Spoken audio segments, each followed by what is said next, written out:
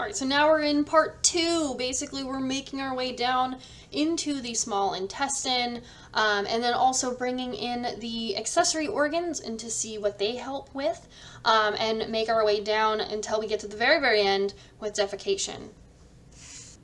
All right, so first let's start with the pancreas. Now, the pancreas we've talked about previously when we looked into endocrine, but it is both endocrine and exocrine, and really we're focusing on the exocrine function when we are talking about the pancreas in a digestive system setting. So what we are doing here, right, as an exocrine gland, we are going to be using ducts, and exocrine cells are going to be producing pancreatic juice. Now, pancreatic juice is a mixture of bicarbonate ions and enzymes. The bicarbonate is going to help neutralize the stomach acid. So remember that we had that very acidic environment in the stomach. Well, as that chyme is released from the stomach, it's going into the small intestines, into the first part of the small intestine, which is the duodenum. And that acid is going to be problematic. We don't want the acid to destroy the inside walls of the duodenum, and we also don't want the enzymes from the pancreas to be deactivated, because the enzymes from the pancreas do not function very well in an acidic environment. So we need to neutralize that acid, and that's where bicarbonate comes in.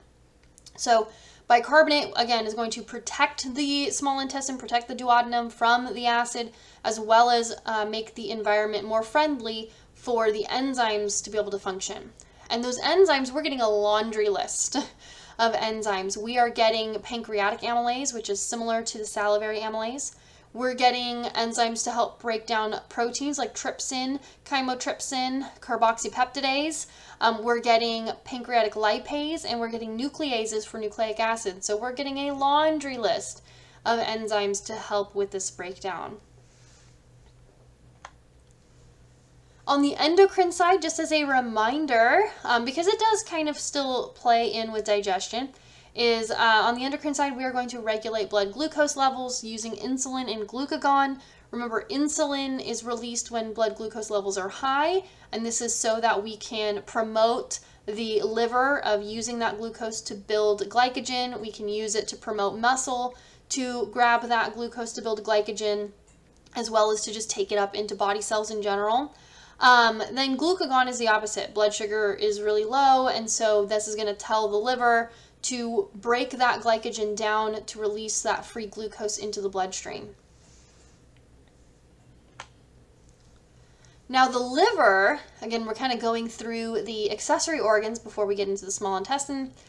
The liver is going to help produce bile. Bile is going to help with the emulsification of fats, meaning taking a large globule of hydrophobic fats and breaking it into smaller, easily absorbed globules of fats, right? So we're just taking a big glob and we're breaking it down into little droplets with emulsification.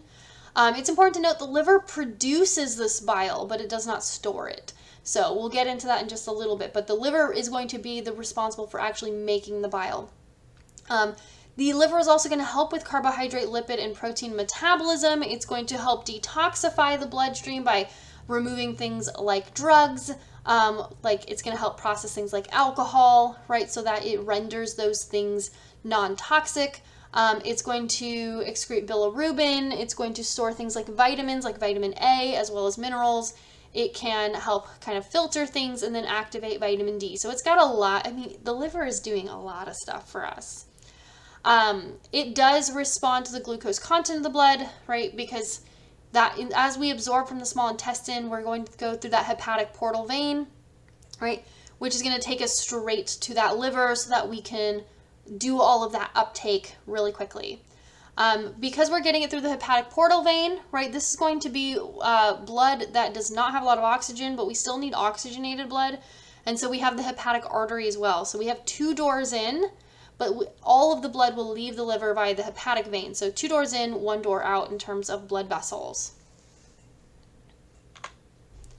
Now the gallbladder is going to take that bile produced by the liver and store it and concentrate it down.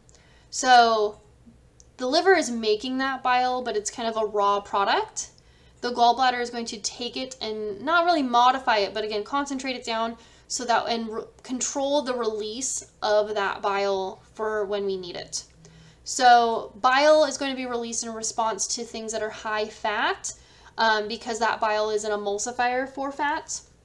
And so if we look at kind of what it's doing, the fats that we eat, again, they're fats, so they are hydrophobic, which means, you know, we can't really just directly absorb them, because most of our like fluids are going to be water-based. So if a fluid is water-based and we have this hydrophobic material, something like the fat it's going to glob together because it's hydrophobic. It doesn't want to mix in with water easily. Bile, or what we call bile salts, can take that large glob of fat and kind of create little smaller droplets of it that we can easily handle. And the reason why we're able to do that, right, if we look at like this bile salt working with lipase, is we're creating kind of this amphiphilic layer. So we have a side of the bile salt that is fine and hydrophobic. It likes to hang out with the fat. But then we also have on the outside things that are going to be hydrophilic, right? So we're amphiphilic here so that we can easily mix the fats in with the water to prevent those clumps from forming. Now moving to the small intestine. The small intestine has three major sections that are continuous with each other. The duodenum, which is going to directly connect to the stomach, the jejunum, and the ileum. So these three are going to be in order. Most of the digestion and absorption that that happens is going to happen in the small intestine. So we've talked about digestion and some absorption happening in like the mouth and the stomach, but that's just been minimal. That's been really, really minimal in terms of on both sides. The small intestine is really where the money is made in terms of digestion, absorption, of getting nutrients from the food we eat. So let's go ahead and take a peek really quickly at the cellular level of what's going on here, because these different cells in the small intestine really play a pivotal role in why the small intestine can do what it does. We have these absorptive cells. They have these microvilli, so it almost looks like this brush-like border, right? And that's going to increase surface area. So we can increase the surface area. The more surface area we have, the more contact we have with this food to absorb nutrients. We have goblet cells that secrete mucus, again, so we have ease of movement through there. We have enteroendocrine cells, which are going to be the ones responsible for certain hormones like secretin and whatnot. And then Paneth cells, which will secrete things like a lysozyme. They can phagocytize things. So we have a handful of different cells. We're going to put a big focus, though, on this absorptive cell because this is the one that is really going to help with bringing those nutrients in. Some other things, if we take a peek, right, we have the cells that are forming what we call villi. So we have villi and we have microvilli. Villi are like the larger little kind of extensions. The microvilli are little tiny cellular level extensions. And both of these together increase the surface area massively. And again, more surface area means more absorption. We see within this villus, in a single villus, right, we have blood vessels, right, in the red and blue. And then we also have in green a lacteal. And a lacteal is going to be part of the lymphatic system. And the reason we have these is because not every nutrient can go directly into the bloodstream. And we'll talk about that in a little bit. So let's go ahead and talk about the small intestines a little bit deeper. We're going to get into intestinal juice. This is going to further break things down chemically. So things like lactase to break down lactose, the proteases to break down proteins, lipases to continue the breakdown of lipids, right? We're moving that chyle through segmentation and peristalsis. Peristalsis, we've already mentioned. This is to help move things forward, to move things in a single direction. Segmentation, though, is similar to this. We are moving things around. However, we're kind of creating a lot of pinch points and then pinching in the middle of those to mix things back and forth. So segmentation is almost like we're trying to shake things up, whereas peristalsis, we're trying to move things forward. The shaking things up, the segmentation, is going to help mix this chyme with all the digestive juices so that we can mix it with these enzymes to really truly break it down on a chemical level, as well as to have more of this chyle, more of this food come into contact with the mucosa, to come into contact with those absorptive cells so the nutrients actually come into contact with the cell, with the walls of the small intestine. And then peristalsis is just so we keep moving things so that as we've absorbed all the important stuff, all the stuff we don't need continues forward. This is where we are completing digestion. We're really doing the major breakdown of carbs, proteins, and lipids, and we're completing the digestion of nucleic acids. We're also going to absorb most of the nutrients and water that we get. So we're doing all the breakdown, and then we're doing most of the absorbing. So the small intestine really plays the biggest role when it comes to getting nutrients from the food we eat into our body. So let's talk about the mechanical digestion of the small intestine. I already mentioned segmentation, peristalsis, but we didn't have a picture to go with it. Peristalsis, like I said, we already are familiar with because it's just that wave-like motion that pushes food, that pushes something forward, right? It's pushing food in a single direction. Segmentation, though, right? We see we have multiple pinch points happening here, right? So here we have a pinch point here and here. We're creating these different kind of, I guess we say like lumps of food. And then we're going to pinch in between those original pinch points so that this little blob of food gets pinched in half.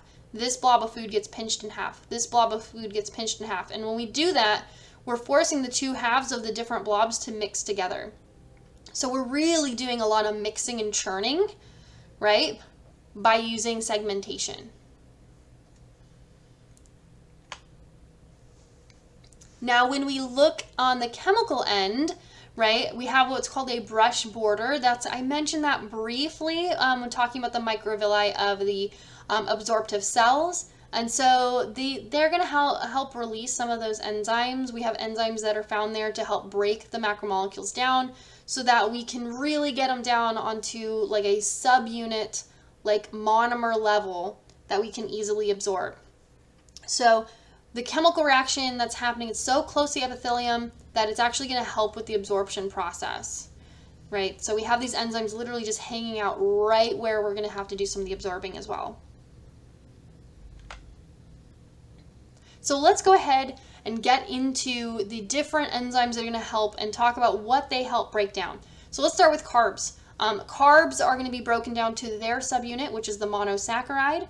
So we can absorb things down to the monosaccharide level. Maltase, right? Maltase will be broken down. We'll break down maltose. Sucrase will break down sucrose. Lactase will break down lactose, right? So we have three different enzymes for carbs.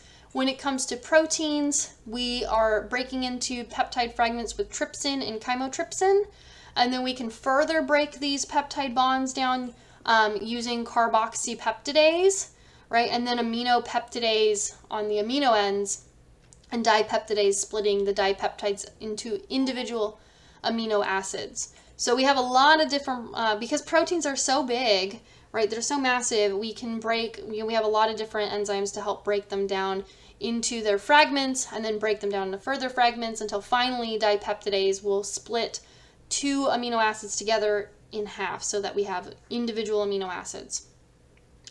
The lipids, we have the bile salts, which we mentioned, are taking these big globs of fats and breaking them down into small droplets. That's called emulsification. So that's not going to actually break the triglycerides down chemically, but it's going to take that physically large globule and break it down into smaller droplets. And then the lipase can work on that because now with the droplets, we've increased the surface area. Lipase can go in and actually chemically break down the triglycerides into fatty acids and glycerol. And then lastly, nucleic acids. We can break nucleic acids down into their individual nucleotides using nucleases. When it comes to the absorption, most things will be absorbed, or when it comes to the macromolecules, most macromolecules will be absorbed into the bloodstream.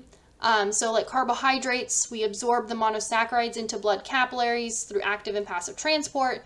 Very similar with the proteins, we're absorbing them as amino acids using active transport.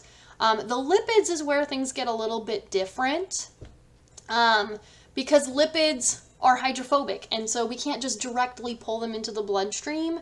That would just not go very well. And so we use simple diffusion, but we are absorbing the fatty acid chains and the monoglycerides in what we call micelles, right? Then we rebuild them as triglycerides. So we kind of break them down, pull them in, build them back up, and form what's called a chylomicron. And then these chylomicrons are absorbed in through the lacteals, and the lacteals is going to be part of the lymphatic system.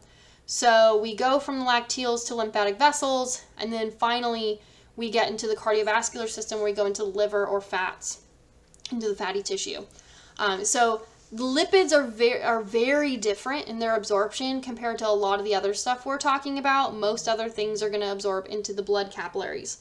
So like the carbs, the proteins, some vitamins and water can all go right into the bloodstream, whereas lipids as well as fat-soluble vitamins like A, D, E, and K are going to have to go in through the lacteals.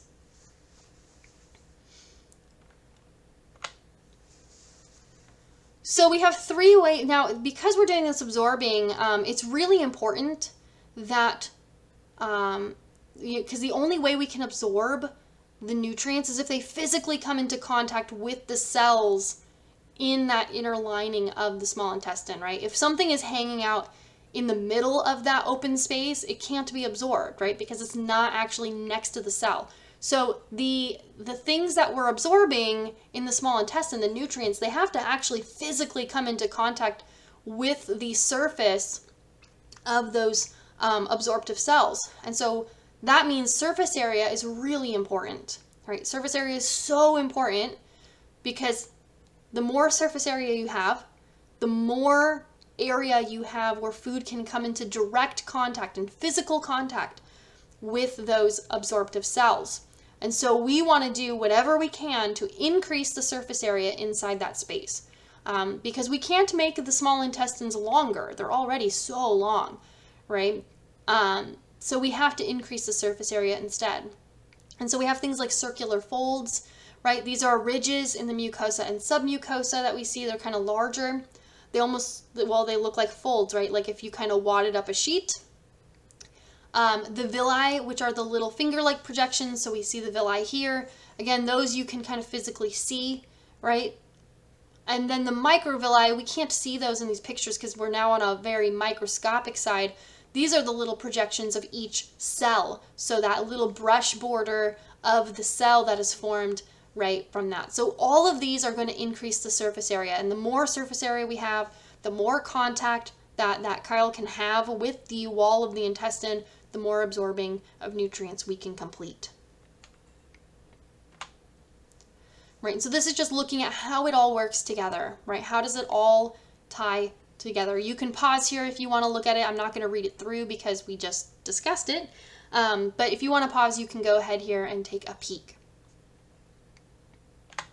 So let's go ahead and take a peek at how we actually are going to absorb these things. We mentioned that where they would go in terms of blood versus lacteal, but let's take a peek. So let's look at the very top where we see our carbohydrates in purple. Remember, we're absorbing them in the form of monosaccharides, so the simplest of sugars. We can use active transport or facilitated diffusion to bring these in. Amino acids, similar with this, we can bring them in using active transport as well. Dipeptides and tripeptides, which are going to be 2 or 3 amino acids long, can be brought in as well through things like active transport. We notice that when they leave the cell, both the carbs and the proteins are leaving, or the amino acids, I should say, are leaving via facilitated or simple diffusion. And then the fatty acid chains, they're going to simply diffuse in and diffuse through. We're just looking at the fatty acid chains. When we look at the entire things together, right, the large short chain and the long chain fatty acids, because these are bigger in comparison to the short chain, the small short chain fatty acids. as well as the monoglycerides, which are the glycerol backbone by itself. We're actually going to trap them in a micelle. We'll then diffuse that in. We rebuild the triglyceride in its entirety, right, using those fatty acids and glycerol. This is what's going to form a chylomicron, and then we transport that chylomicron in its entirety into a lacteal. So a little bit different with the lipids. That definitely is very different in comparison. In terms of where we go, so if we look at the things like the protein or the amino acids and the monosaccharides we brought in through the blood capillaries, we see we travel down through the hepatic portal vein to the liver where we can be processed, stored, whatever, and then up to the heart where we can then be pumped out to the rest of the body. If we are something like a triglyceride, we're brought in through a lacteal, right? It's going to be in the lymphatic fluid, and we're going to be dumped off in the going through the thoracic duct, right, up through to the left subclavian vein, right? So it's slightly different in the pathway that we take here. So now let's move on to the large intestines. The large intestine, sometimes called the colon, is to basically absorb a little bit more things like water, some electrolytes, and certain vitamins. Usually these are vitamins that are being produced by bacteria that are found there too, and then form and expel or eliminate the feces. We have four major regions. We have the cecum, which is going to be right where the ileum of the small intestine connects. It's also where we can find the appendix. We have the colon, which can be divided into the ascending, transverse, and descending and sigmoid colon. The rectum, which is that little piece that goes straight down in the middle there, and then the anal canal. So we have these different regions, right, that are involved here. I already mentioned the colon being ascending, transverse, descending, and sigmoid, and that we have the ileocecal sphincter that's going to connect the small intestine to the large. Now with the anal canal, we have two different sphincters there. We have an internal and an external sphincter, the internal being smooth muscle and involuntary, the external being skeletal muscle and voluntary, and that's going to help you control defecation, so controlling when you have to poop, basically. So let's go ahead and talk about what's going on in the large intestine. So we are going to have some mechanical processing. Basically, we have some what we call haustral churning. This is where the haustra, which are these like big lumps. If I go back here, right, you see how they're kind of like these big bulges out. So we see those. They're going to be distended, or they're going to stretch when we are allowing things to move from small into the large intestine. And so that stretching is going to stimulate those haustra to contract, to push the contents forward. We have peristalsis, which again, more of those segmental kind of contractions to move stuff forward. And then mass peristalsis, this is a stronger wave, right? This is so that we can push the contents of the colon into the rectum. So we're saying, hey, this is now ready to be defecated, right? There is no chemical digestion happening in the colon. Any sort of activity going on there is by the bacteria, right? They're going to take anything remaining like proteins or whatever, the remnants of lipids, and produce things like vitamin B12 and vitamin K. And so that's the last little bit of absorption we can do, is like the B12 and K, as well as water and ions. And then anything left is going to help form the feces. That's going to include inorganic salts, dead cells, bacteria, undigested food, things that are like indigestible like fiber, anything that is from bacterial decomposition, and then water. And that water, you may be going, well, why would we get rid of water? But that water is going to help with the ease of movement so that we can simply and comfortably release those feces when we defecate. So let's go ahead and talk about defecation. So this fecal matter basically is going to collect in the rectum. This is going to build up, which is going to cause distension or stretching of those rectal walls. And that stretching is going to trigger stretch receptors, right? We have stretch receptors that say, hey, whoa, there is stuff here. The walls of the rectum are being stretched.